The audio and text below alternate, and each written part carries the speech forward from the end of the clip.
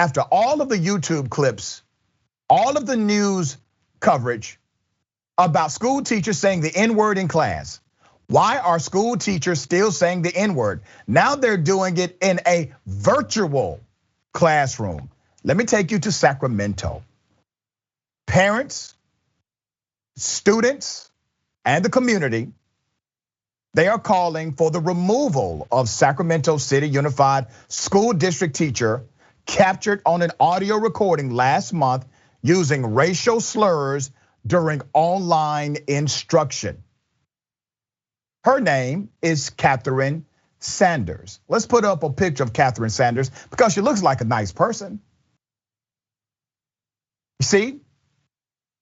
That's Catherine Sanders. Catherine Sanders thought it was a great idea in her curriculum, in her teaching, to utilize the N-word. Catherine Sanders, who teaches Spanish at Kit Carson International Academy in Sacramento, said the N-word twice in a discussion with students, saying the word no longer has the meaning it once did. Well, she proved that theory wrong. The school board has since directed district staff to investigate the incident. Here's what she said. I don't have the audio, but I do have a transcript.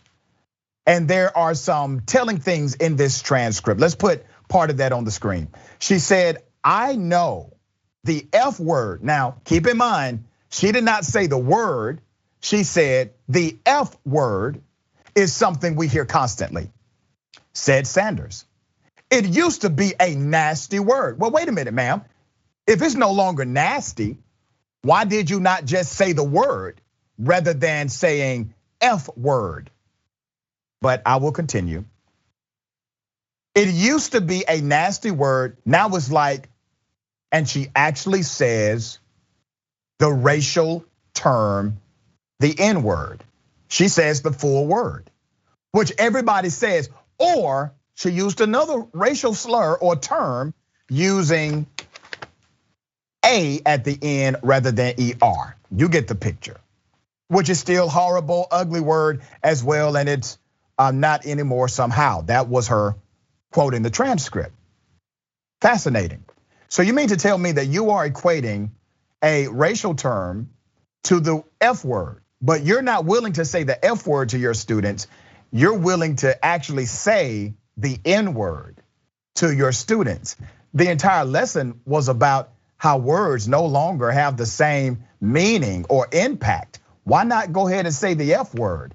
Because you thought you would get in trouble for saying the F word, but you didn't think you would get in trouble for saying the N word. You thought that would be acceptable. There's more. One student on the audio expressed discomfort, not wanting to participate in the conversation. So you got a woke student. Woke student says, no, that's not where it's at, Ms. Sanders. I'm not comfortable with that. However, Sanders continued asking students, and I quote, think about words that make things cheap. Oh, what a great conversation. I love it, Sanders said. I didn't anticipate this conversation. I'd love to keep going because I want to hear what you have to say. Well, here's what else people have to say. Kids should be using this kind of foul language and then being so comfortable at playing it off and give a half-hearted apology, but understanding the damage that she's done.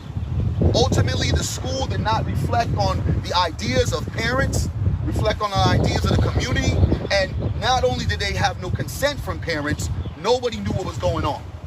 So ultimately, we were left in the dark. So they get to think, well, I guess adults don't get consequences when they have bad behavior. You can have zero tolerance on me, a brown youth, a black youth, but the teachers, because of union, because of a district, passed Tuesday. And none of this stuff would have happened until we exposed it. So we're just trying to figure out when's implementation gonna happen in action, sir. Well, Mr. Axis, again, this is a personnel matter. And I'd be happy to have follow-up conversation with you and other partners as well. I am here to say that I am on top of this. I take this very seriously. You're not on top of a damn thing. I don't believe anything he's saying. And every time something like this happens, there's always this, well, it's a personnel matter. No. It's our matter now. It's a public matter at this point. You should have handled it when there was an incident or report previous to this recorded conversation, but you did not. Oh, I'm sure something has happened before in the background. And I love school teachers. I was adopted by a school teacher. My mama is a school teacher. I'm a professor because of the educator who helped raise me from a foster home. So this is not against school teachers. This is against this one school teacher. And if you go online right now on YouTube, you will find school teacher after school teacher using the N-word out of context in their curriculum, refusing to use any other word. They're not using other profanity, they're only using that word. And even in this case, she didn't use the F word, she just said F word, but she used the actual racial slur, N-word. She used it. She made a distinction. She showed you that it's different. She did that. Adrienne, what are your thoughts? Well, I think that she knows she couldn't use the F word and have gotten away with it.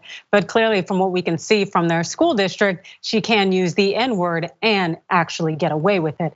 This is extremely problematic, just as that gentleman had pointed out. The fact is that these kids, not only do they feel like they've been subjugated and put in a situation where they've had to hear this derogatory term from someone who is supposed to be in a position of authority and also who has decisions over their lives and control over them, but also they see that there are no consequences attached to it. And it really also does reflect the ignorance of this teacher in particular, and almost like this sense of white superiority, this thought that she can say whatever she wants and that it will not be in any way of consequence to her and she will not suffer. And I totally understand unions, and I do understand the need to actually respect the union process, but at the same time too, she should have been suspended and prepared for termination with the quickness, because this is inexcusable. And this is not something that you can necessarily divorce or disabuse from a teacher's ignorance at this point in her life.